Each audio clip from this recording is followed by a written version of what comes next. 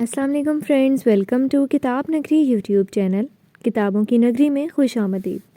میں ہوں آپ کی ہوسٹ اقرا یاسین، اور آج میں آپ کے لیے لے کر آئی ہوں زہرا فروخ حسن کے قلم سے تحریر کردہ ناول تیرے عشق کی مجھ کو عادت ہے کی ایپیسوڈ نمبر 2 کو لے کر۔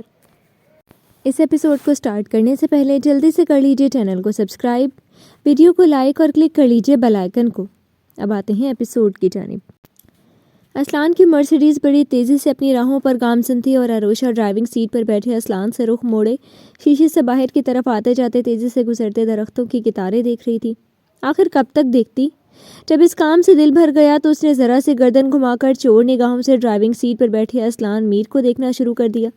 اس وقت بلو جینز پر آف وائٹ شرٹ پہنے، آنکھوں پر بلیک سن گلاسز لگائے، ہمیشہ کی طرح ڈھیروں سنجیدگی چہرے پر سجائے وہ ڈرائیونگ کر رہا تھا، اور اس ڈھیر ساری سنجیدگی اور سختی کے ساتھ بھی وہ دیو اسے بہت اچھا لگ رہا تھا۔ مگر دیو کب بدلے گا؟ وہ افسوس سے سوچتی سر ہلاتی پھر سے کار ونڈو سے باہر کی طرف سمت دیکھنے لگی۔ آج کئی ہفتوں بعد وہ اس کے ساتھ حویلی جا رہی تھی، اور گاڑی کے آگے پیچھے اس کے سیکیورٹی گارڈز کی گاڑیاں بھی رواں دواں تھیں۔ غنڈوں کی فوج۔ اسلان کے سارے گارڈز اسے غنڈے ہی لگتے تھے، خاص طور پر اس کا چہیتا گارڈ فیضان۔ دل ہی دل میں تپ کر بولتی وہ پھر سے آس پاس دیکھنے لگی۔ گھنٹوں سے کار میں بیٹھے بیٹھے وہ بور سی ہو گئی تھی، کچھ سمجھ میں نہیں آیا تھا کیا کرے تو کیا کرے۔ وہ کتنا زیادہ بولنے والی تھی، اس کی خبر سب کے ساتھ اس کے دیو کو بھی تھی، لیکن اسے لگتا تھا کہ اب اس کی زبان کو زنگ لگ جائے گا کسی سامے کو نہ پا کر۔ یہاں کس سے بولے؟ دیو سے ہمت نہیں، اور بہلانے والی موبائل جیسی چیز جو پہلے ہوا کرتی تھی اب اسلان میر کی مہربانی کی وجہ سے اس کی پہنچ سے دور تھی۔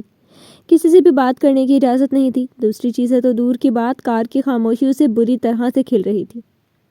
موبائل ہوتا تو سب سے پہلے حشم سے بات کرتی۔ ہائے میرا حشم، کیسے تم سے دور ہوں، بتا نہیں سکتی۔ وہ تو بھی میرے بنا تڑپتا ہوگا۔ حشم کا سوچتے ہی اس کا دل تڑپ اٹھا۔ شادی کے بعد تو اسے دیکھا بھی نہیں اس نے۔ ظالم دیو نے اسے حشم کو جو چھین لیا تھا۔ اس بار آروشہ نے دانت پیسے ہوئے ناراض نظروں سے دیو کو دیکھا۔ ادھر دیو کی ساری توجہ بس ڈرائیونگ پر ہی تھی، جیسے اس کے علاوہ اس کار میں کوئی اور ہے ہی نہیں۔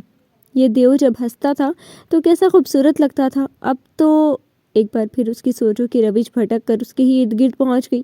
وہ پھر سے غور سے اسلان میر کو دیکھنے لگی۔ اچھی خاصی خوش شکل تھا وہ، بلکہ بہت ہی ڈیشنگ پرسنالٹی تھی اس کی، بس رنگ ہی ذرا کم تھا بیچارے دیو کا، مگر یہ تو کوئی عیب نہ تھا۔ اس گندمی رنگت میں بھی آفت مافت لگتا تھا قسم سے۔ آروشہ نے بڑی ٹھنڈی آہ بھری۔ اتنا اچھا میاں تھا، مگر پھر کیوں وہ چڑیل اسے چھوڑ کر چلی گئی اور سارا عذاب اس کے سر پر ڈال گئی؟ لیکن کیا صحیح میں یہ عذاب ہے؟ کیا وہ نہیں چاہتی تھی؟ اور اگر آج وہ سب نہ ہوتا تو؟ آروشہ نہ جانے کیوں الجھ گئی، اس سے آگے سوچا نہ گیا۔ اپنی سوچوں سے گھبرا کر وہ دیو سے بول پڑی۔ کب آئے گا گاؤں؟ چل کر آنے میں ٹائم لگے گا۔ دیو صاحب نے بہت ہی اطمینان کر اظہار کرتے ہوئے گردن موڑ کر چادر کے اطراف میں چمکتے چاند سے چہرے کو دیکھا۔ چل کر کون آ رہے؟ اور اسے ٹائم کیوں لگ رہا ہے؟ کار نہیں ہے اس کے پاس؟ کار نہیں تو کوئی سواری ہی لے لیتا، بھلا کوئی اتنا پیدل چل سکتا ہے؟ آروشہ اس کے طنز کو سمجھی نہیں تھی، اس لیے حیرت سے پوچھتے ہوئے پوری طرح اس کی طرف گھوم گئی۔ اسلان کے ہونٹوں پر تمسخر آمیز مسکراہٹ ابھری۔ دھیرے دھیرے اب یقین آ رہا ہے کہ سچ کہتے ہیں لوگ، خدا حسن کے ساتھ عقل جیسی نعمت سے پوری طرح سے محروم رکھتا ہے۔ وہی پرسکون مگر دوسروں کو جلا بھنا کر کوئلہ کر دینے والا لب و لہجہ۔ اس کا یہ انداز آروشہ کو اچھے سے تپن ہوئی تھی، اور کسی کو اوور دیتا ہے کہ عالم فاضل بن جاتے ہیں۔ منہ ہی منہ میں بڑبڑا کر وہ ناراضگی سے گھوم کر پھر سے باہر دیکھنے لگی۔ جو کہنا ہے صاف کہو، میں سن رہا ہوں۔ اسلان کو اس کا رخ موڑنا اچھا نہیں لگا۔ ہاتھ بڑھا کر ایک ہی جھٹکے سے اس کا بازو پکڑ کر آروشہ کا رخ اپنی طرف موڑ دیا۔ اف، دیو کا غصہ اب کار میں تو نہیں جھیلنا، اس لیے فوراً مسکین بن کر کہا تھا۔ وہ کہہ رہی تھی کہ ہاں صحیح کہہ رہے ہیں لوگ، عقل نہیں دی۔ حسن تو بہت دی ہے، بہت حسین ہوں نا میں، ہے نا؟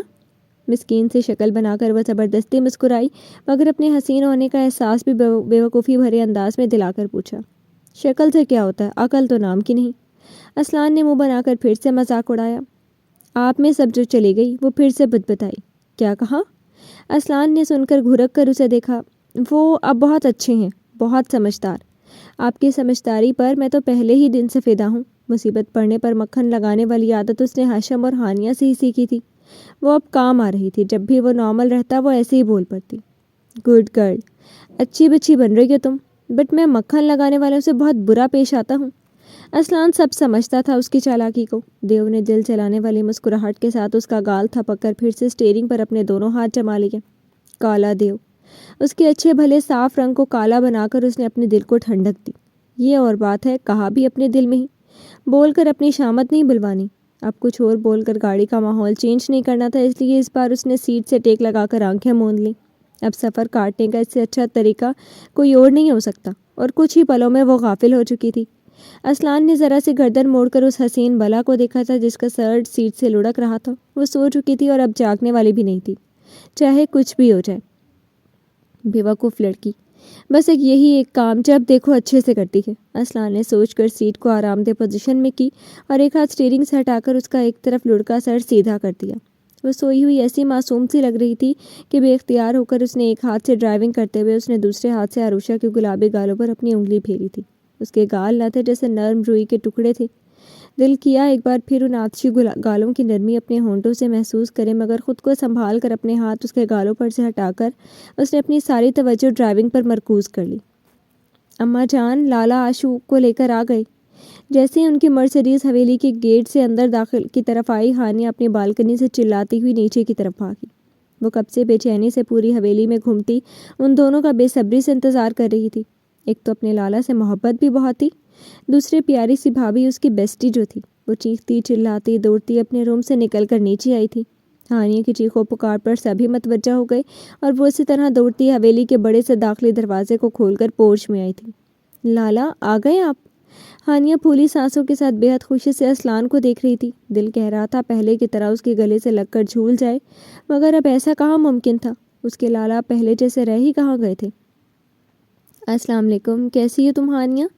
ہانیہ کے سر پر بس شفقت سے ہاتھ پھیر کر وہ نرمی سے مسکرایا۔ وعلیکم السلام۔ اسلان کو دیکھتے ہوئے سلام کا جواب دیتے ہوئے ہانیہ کے ہونٹوں پر پھیکی سی مسکراہٹ تھی۔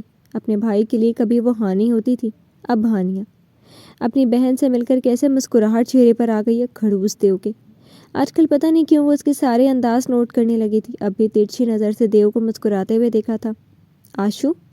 ہانیہ بھائی کو چھوڑ کر اب اس سے کس کر لپٹ گئی۔ عروشہ بھی محبت سے اس کے گلے لگی تھی۔ دونوں ایک دوسرے سے لپٹی اپنی اپنی خوشی بیان کر رہی تھی۔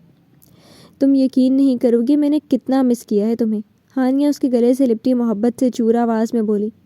میں نے بھی، مگر دیو کے چنگل سے کیسے نکل کر آتی؟ ہانیہ کے کانوں میں سرگوشی کر کے وہ تپی ہوئی بولی تو ہانیہ کھلکھلا کر ہنس پڑی۔ وہیں اسلان ان دونوں سے بے نیاز ہوتا اندر کی جانب بڑھ گیا۔ آشو، دیو کے چنگل سے اب تم کبھی نہیں نکل سکتی، بٹ آئی پرومس بہت جلد تمہارا دیو پہلے والا سپنوں کے راجکمار بن جائے گا۔ بڑی شرارت سے وہ عروشہ کی ناک ہلاتے ہوئے چہکی۔ زیادہ خیالی پلاؤ مت پکاؤ، اندر چلیں، اماں جان اور باقی سب سے مل لیں۔ عروشہ کے بیزاری سے کہنے پر ہانیہ تعصب سے سر ہلاتی اس کا ہاتھ پکڑ کر اندر چلی آئی۔ ہال روم میں وہ سب کے درمیان شہزادہ بنا بیٹھا تھا۔ وہ اس گھر کا اکلوتا وارث تھا، سب کی آنکھوں کا تارا۔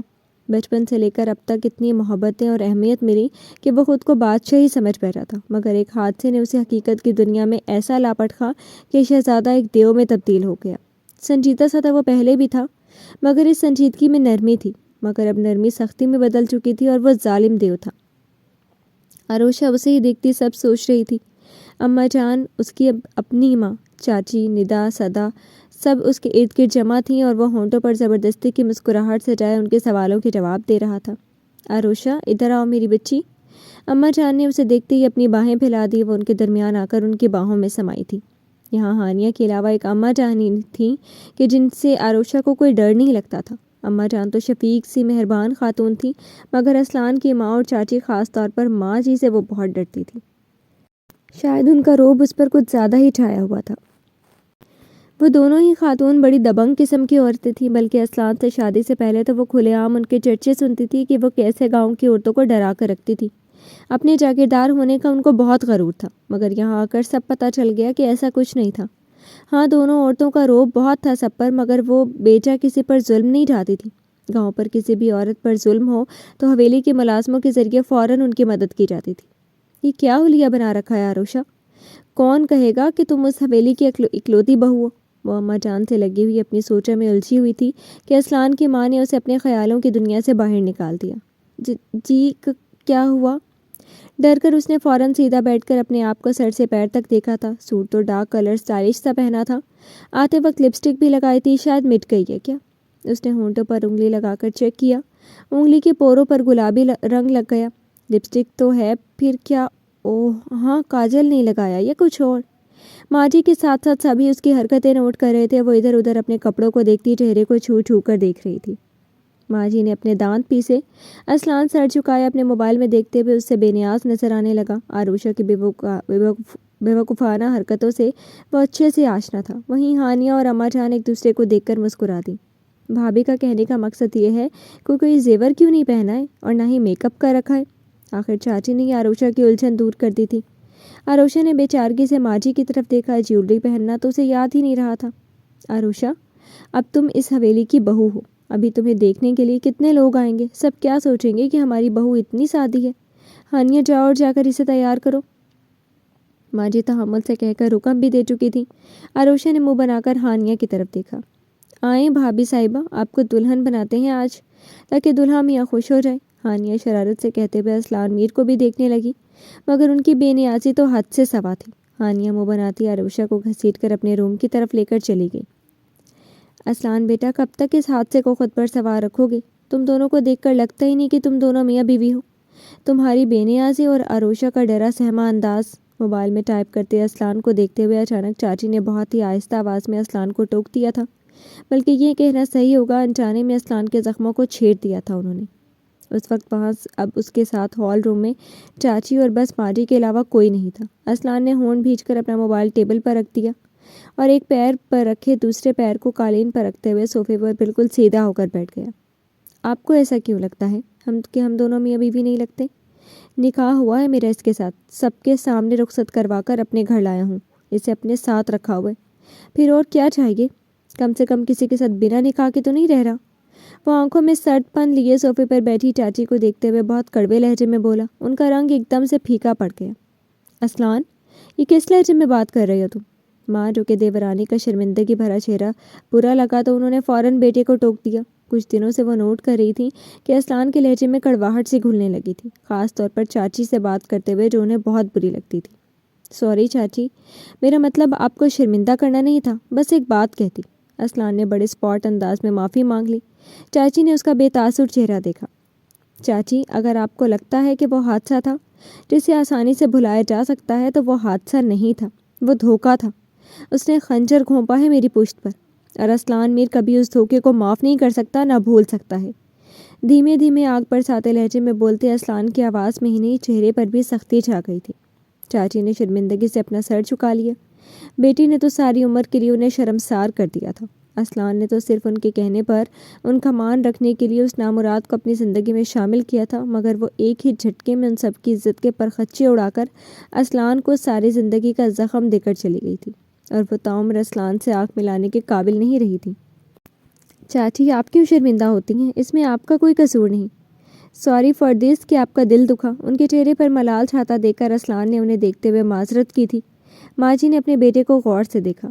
مجھے معاف کر دو میرے بچے، میں قصوروار ہوں تمہاری، میں نے ہی مجبور کیا تھا اس بدبخت کو اپنانے کے لیے تمہیں۔ اپنی چاچی کو معاف کر دو میرا بچہ۔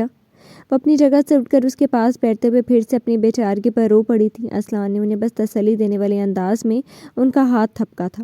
کیوں روتی ہے وہ آسی اس بدبخت کے لیے؟ ساتھ بیٹھی ماں جی نے ان کے پشت تھپکے، خود ان کی آنکھیں بھی نم تھیں۔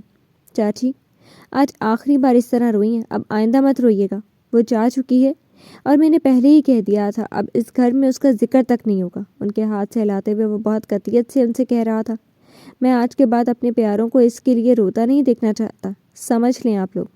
اسلان نے اپنی ماں کی بھی نم ہوتی آنکھ دیکھی تو بہت سختی سے ٹوکا تھا، ہم نہیں روئیں گے، کبھی ذکر نہیں کریں گے جب تم اپنی ازدواجی زندگی کو پوری طرح سے قبول کر لو گے۔ پاس بیٹھی ماں جی نے اس کے چہرے پر چھائی سنجیدگی کو دیکھتے ہوئے نرمی سے کہا، آپ لوگوں کو کیا لگتا ہے میں یہ سب قبول نہیں کر سکا ہوں؟ ایسا کچھ نہیں ہے، میں سب کچھ قبول کر چکا ہوں، اب اپنی بہو کو سمجھائیں۔ پھر سے وہی بات اسلان اس بار بیزاری سے کہتے ہوئے صوفے سے ٹیک لگا کر آرام سے بیٹھ گیا۔ چاچی اور ماں جی نے ایک دوسرے کی شکل دیکھی۔ جس طرح تم لوگوں نے ڈرا دھمکا کر اسے راضی کیا تھا، اس بچی کا تو یہی حال ہوگا۔ چاچی نے اس بار مسکرا کر اسلان کی طرف دیکھا تھا۔ اس نے بس لاپرواہی سے سر جھٹکا۔ جو اس کے باپ نے کیا تھا، شکر کرے کہ اپنے بچے کے ساتھ بس اس کا نکاح کیا تھا، ورنہ وہ اس سے زیادہ سزا کی حقدار تھی۔ ماجی نے بہت زیادہ نفرت سے اپنا سر جھٹکا۔ اصلان نے گہری سانس لے کر اپنی ماں کو دیکھا۔ آروشا کے باپ کی وجہ سے وہ اب تک اس سے ناراض تھی اور یوں ہی اپنے غصے سے آروشا کو ڈرائے رکھتی تھی، مگر اصلان جانتا تھا کہ وہ دل ہی دل میں آروشا کو قبول کر چکی تھی اور اس کی معصوم صورت پر پیار بھی آتا تھا انہیں، مگر وہ سارا پیار دل میں رکھتی تھی۔ لیکن یہ جو نفرت تھی اس نے سب پر ایک خول چڑھا دیا تھا۔ چھوڑو یہ سب شازی، سب بھول کر اس سے پیار سے باتیں کر لیا کرو، ہماری اکلوتی بہو ہے۔ چاچی نے اس بار اپنے پاس بیٹھی ماجی کا ہاتھ دبا کر جسے سمجھانا چاہا۔ جب تک میرا بیٹا اس سے خوش نہیں ہو سکتا تب تک میں بھی اس سے پیار سے نہیں بول سکتی۔ وہ میرے بیٹے کو یقین دے، اس سے محبت کرے، تبھی وہ قابل قبول ہوگی میرے لیے۔ وہ ایک دم سے ہاتھ چھڑا کر ناراضگی سے بولی۔ بھول جائے گی، کوئی آپ کے بیٹے کو قبول کرے گی اور اس سے محبت کرے گا۔ آپ کے بیٹے کے نصیب میں سچی و خالص محبت نہیں ہے۔ یہ سب سن کر اصلان ایک جھٹکے سے کہتا ہوا اٹھ کر کھڑا ہو گیا اور چھپ کر اب اس نے اپنا موبائل ٹیبل سے اٹھایا، پھر وہ رکا نہیں تھا، تیز تیز قدموں سے وہاں سے نکلتا ہی چلا گیا۔ جی تو فرینڈز، کیسی لگی آپ کو آج کی ایپیسوڈ؟ امید ہے آپ کو پسند آئی ہوگی۔ کمنٹ سیکشن میں اپنی رائے کا اظہار کرنا مت بھولیے گا۔ پھر حاضر ہوں گے نیکسٹ نیو ایپیسوڈ کے ساتھ، تب تک کے لیے اجازت دیجیے۔ شکریہ، اللہ حافظ۔